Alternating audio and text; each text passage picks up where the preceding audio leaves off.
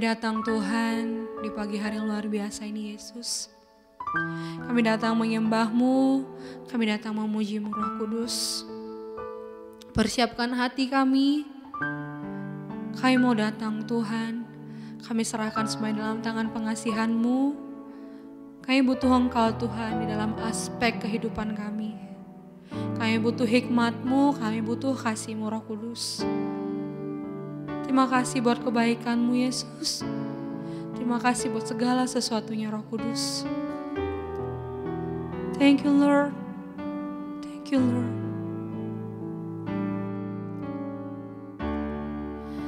Into your hand I'm commit again with all I am for you Lord.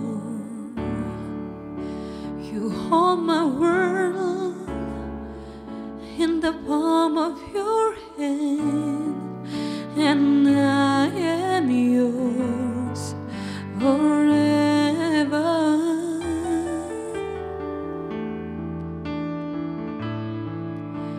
Jesus, I believe in you. Jesus, I belong to you. You're the reason that I live, the reason that I sing. Jesus, I believe in you. Jesus, I belong to you. You're the reason that I live, the reason that I sing with all I am. Thank you, Lord. I walk with you wherever you go, through tears and joy, I trust in you, and I will live in all of your ways and your promise forever. Oh, Jesus, I believe in you. Jesus, I belong to you. You're the reason that I live, the reason that I see. Jesus, I believe in you. Jesus, I belong to you. You're the reason that I live, the reason that I see with all I am.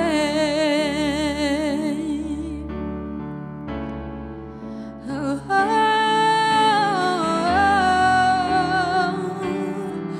kami datang Tuhan, kami datang Tuhan, kami datang Tuhan, menyembah-Mu, menyembah-Mu di tempat ini. Terimalah, terimalah ucapan syukur kami. Oh, selamanya, selamanya Tuhan, kami kan datang menyembah-Mu.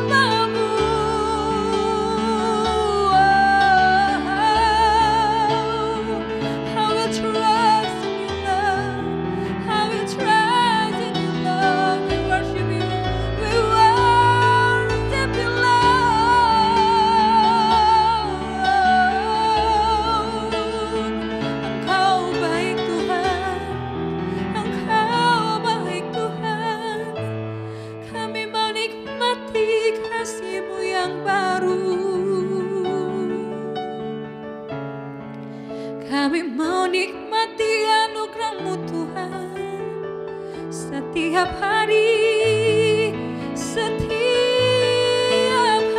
Tuhan, ini pujian, ini hormat, ini kami Tuhan. Oh Yesus,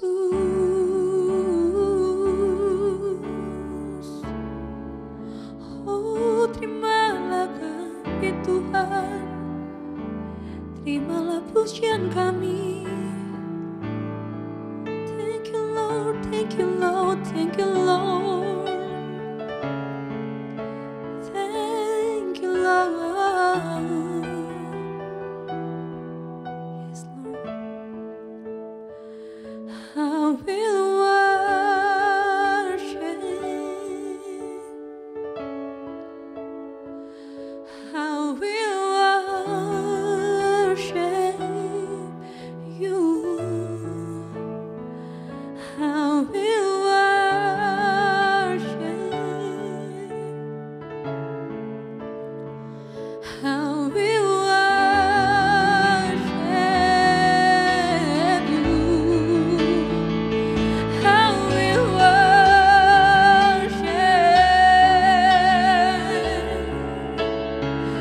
I will worship you, I will worship,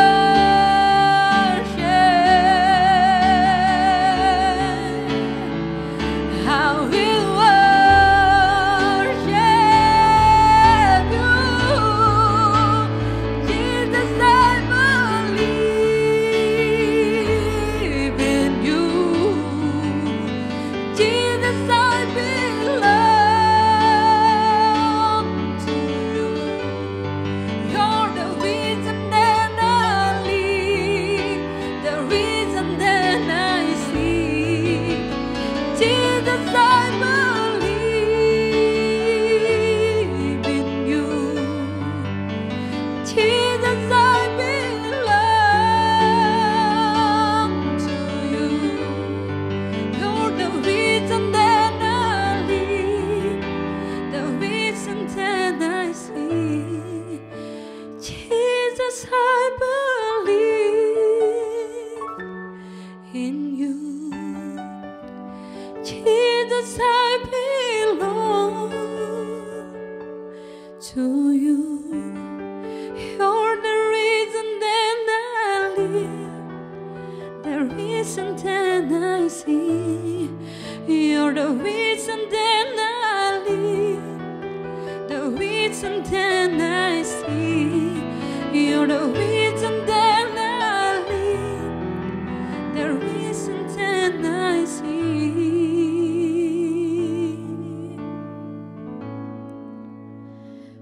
With all I am,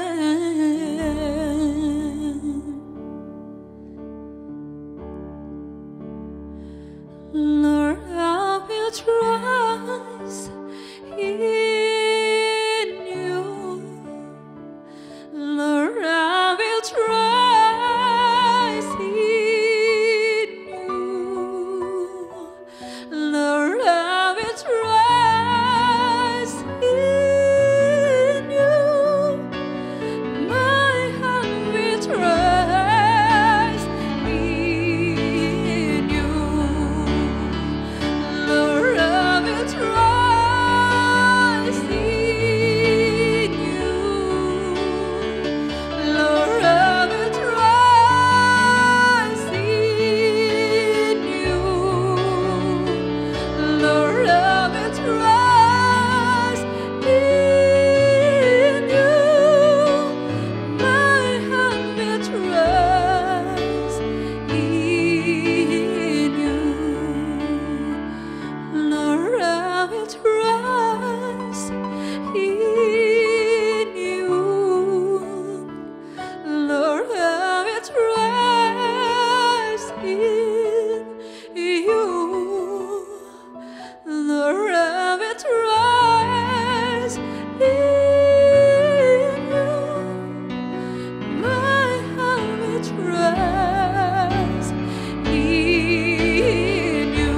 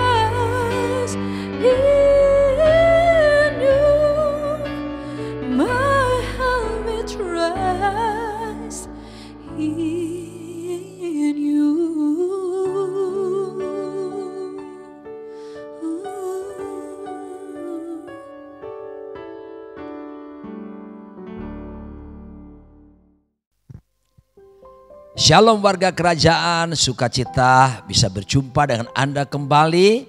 Dan kita akan bersama-sama membicarakan yang menjadi topik sepanjang bulan Juli ini, yaitu mengejar kekudusan, pursuing holiness. Betapa pentingnya, karena kita tahu bahwa kekudusan sesungguhnya bukan saran. Holiness is not suggestion but it's a command. Sebuah perintah daripada Tuhan. Pengajaran tentang kekudusan ini harus terus menerus diulang dan diingatkan, diajarkan kepada setiap kita. Karena tidak ada yang menjamin bagaimana kita dalam melangkahkan kaki ini kalau kita sendiri tidak berjaga-jaga.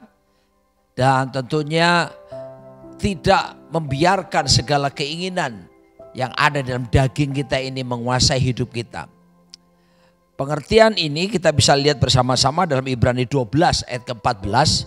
Alkitab berkata, berusahalah hidup damai dengan semua orang dan kejarlah kekudusan. Sebab tanpa kekudusan tidak seorang pun akan melihat Tuhan. Wow. Betapa Alkitab begitu tegas menyatakan supaya kita mengejar kekudusan karena ada konsekuensinya. Tanpa kekudusan tidak ada satu orang pun yang bisa melihat Tuhan. Ini disebutkan dalam bentuk kalimat present continuous tense. Yaitu yang berlaku masa sekarang tapi juga berlaku untuk terus menerus di dalam hidup setiap kita. Karena tidak ada yang bisa menjamin apakah kita ini hari ini bisa saja hidup benar, hidup takut Tuhan, hidup kudus. Tapi belum tentu besok dan lusa. Makanya perlu diingatkan untuk mengejar kekudusan. Nah, kita akan mulai perjalanan kita tentang mengenali kekudusan ini. Karena harus ditekankan, karena hari-hari ini banyak sekali khususnya anak-anak muda suka sekali akan pengajaran tentang kasih karunia saja. Which is kasih karunia itu penting, harus ya. Tapi kita mesti berimbang. Karena dalam Yohanes 1:16 Yesus Kristus itu datang. Dia membawa kasih karunia. Tapi jangan lupa dia juga datang membawa kebenaran. Mesti seimbang. Karena memang kasih karunia itu seperti dipahami oleh banyak orang. Khususnya anak-anak muda sekarang. Oh, sekarang zaman anugerah, zaman kasih karunia, udah gak perlu pakai hukum lagi. Oh, bukan seperti itu. Justru kasih karunia diberikan itu memampukan kita untuk melakukan hukum-hukumnya. Kasih karunia dalam kata Yunani charis adalah kemampuan yang Tuhan berikan supaya kita bisa taat dan melakukan firman Tuhan, kebenarannya. Sisi lain, banyak orang cuman menekankan bahwa God is love, Allah itu kasih. Oh, itu betul sekali dan itu tidak salah. Dalam 1 Yohanes 4 ayat 8 menjelaskannya. Tetapi jangan lupa bahwa memang Tuhan itu penuh kasih. Tapi di sisi yang lain, Ibrani 12 ayat ke-29 disebutkan bahwa Allah kita itu api yang menghanguskan. Ya, jadi jangan bermain-main dengan Tuhan. Banyak orang beralibi bahwa oh, Tuhan itu penuh kasih karunia, Tuhan penuh kasih. Ya, kita namanya masih hidup di dunia, masih ada daging, jadi wajarlah kita masih berbuat dosa. Dan ya itu sudah biasa, orang lain juga melakukannya. Kita tidak boleh berpikiran sempit seperti itu. Seharusnya kita mengerti memang Allah itu penuh kasih. Tapi jangan lupa di sisi lain dia adalah api yang menghanguskan. Tidak ada kompromi lagi bagi dosa seharusnya. 1 Yohanes 1 ayat 9 berkata bahwa Allah itu setia. Tapi gak cuma sampai setia loh. Tapi dia juga adil. Jadi kita mesti seimbang untuk melihatnya. Ya, setia saja gak cukup. Perlu hidup dalam buah dan berbuah. Setia saja gak cukup. Tapi lihat keadilan Tuhan. Bahkan Alkitab Ibrani 10 berkata, ngeri benar bila jatuh ke dalam tangan Allah yang hidup. Jadi kita tidak boleh bermain-main. Ketika kita sudah menerima keselamatan, lalu kita pikir semuanya udah selesai. Ya, walaupun memang ada beberapa tahap seseorang bisa mengalami keselamatan dalam hidupnya. Tahapannya pertama kita sebut sebagai positional sanctification. Pada waktu kita bertobat, terima Yesus sebagai Tuhan dan Juru Selamat serta Raja kita, maka posisi kita dirubahkan dari dikuasai kerajaan kegelapan, sekarang dapat dikuasai oleh kerajaan Allah. Dulu dikuasai oleh dosa, sekarang hidup di dalam kebenaran karena kita mengalami proses sanctification, pembenaran, penyucian yang dikerjakan oleh darah anak domba Allah yaitu Yesus Kristus. Nah ini penting kita tegaskan agar supaya kita jangan berhenti sampai di karya pertobatan saja. Apalagi berpikir bahwa orang bertobat itu harus karena supaya kalau mati jangan masuk neraka sehingga masuk surga. Itu bukan alasan yang tepat untuk kita bertobat. Kita bertobat, Yesus berkata dalam Matius 4 ayat 17, bertobatlah sebab kerajaan surga sudah dekat. Begitu kita bertobat terima Yesus dan hari itu kita menyatakan dia Tuhan kita, dia Raja kita, maka sejak hari itu pemerintahan kerajaan Tuhan harus berlaku dalam diri kita. Kita mau memberi diri diperintah oleh Kristus Raja kita. Dan kita bisa berkata hidupku bukannya aku lagi, tapi Yesus dalamku. Hidupku bukannya aku lagi, tapi Yesus dalamku. Dan juga Lukas 9 ayat 23 berkata setiap orang yang mengikut aku kata Tuhan, ia harus mengikut aku, menyangkal dirinya, memikul salibnya setiap hari. Harus ada proses penyangkalan diri sejak kita mengalami positional sanctification. Dan sesudah itu tidak berhenti sampai di sini. Kita harus mengizinkan pemerintahan Kristus sebagai Raja dalam kehidupan sehari-hari. Itulah disebut dengan tahapan kedua, progressive sanctification. Penyucian yang terus menerus, di mana kalau yang positional sanctification roh kita ini langsung dipulihkan, terhubung dengan Tuhan, tapi jiwa kita, pikiran, perasaan, kehendak itu harus mengalami proses setiap hari untuk ditundukkan, untuk berselaras dengan kehendak Tuhan di dalam hidup setiap kita. Baru kemudian terakhir kita akan mengalami yang disebut tahap yang ketiga, perfecting sanctification. Penyucian secara sempurna di mana kita ketemu Tuhan, kita diubahkan seketika, kesempurnaan Kristus menjadi nyata dalam hidup setiap kita. Tetapi dalam hari-hari keseharian kita jangan sekedar berpatokan bahwa oh saya sudah mengalami anugerah keselamatan. Maka Anda harus berjalan berikutnya setiap hari mengejar kekudusan. Saya akan sharekan beberapa prinsip. Sebab kata kudus itu sendiri berasal dari kata Ibrani kados. Ya, saya ingat di lembah pujian tahun 99 akhir. Ya, 26 tahun yang lalu kita ada konser Bali Blessing, sukacita penuaian. Nah, salah satu lagu yang kita nyanyikan sama-sama waktu itu, kados, kados, kados, suci, suci, suci, kudus, kudus, kudus. Ya, prinsip yang pertama yang kita akan ketahui sebelum kita mengenal lebih jauh kata kados, bahasa Yunaninya adalah kekudusan, hagiasmos. Apa artinya? Dengar baik-baik. Artinya adalah dipisahkan dari dunia ini. Gak berhenti sampai dipisahkan saja dari dunia, tapi kemudian dikhususkan bagi Tuhan. Siapapun kita harus memberi diri dikhususkan bagi Tuhan setelah kita mengambil keputusan untuk bertobat. Terpisah dari gaya hidup dunia, cara-cara duniawi udah gak boleh digunakan lagi. Tapi setelah itu kita harus mengkhususkan hidup kita bagi Tuhan. Ini bukan berarti bahwa semua dipanggil seperti saya sebagai full time pastor, meninggalkan pekerjaan, sepenuhnya mengabdi menjadi hamba Tuhan. Ini berlaku bagi setiap kita, termasuk Anda bisnismen, Anda seorang ibu rumah tangga, Anda karyawan, pelajar, mahasiswa, siapapun kita tanpa terkecuali, politikuskah, setiap kita di dalam Kristus. Setelah kita mengambil langkah dipisahkan dari dunia, dengan cara bertobat kita harus mengabdikan hidup kita, memberikan diri, sehingga tujuan hidup kita bukan diri kita lagi, tapi Kristus dalam diri kita. Tuhan inginkan semua kita menjadi pelaksana-pelaksana kehendak Tuhan yang kuat di seluruh aspek hidup kita. Dan mengizinkan pemerintahan Kristus semakin nyata.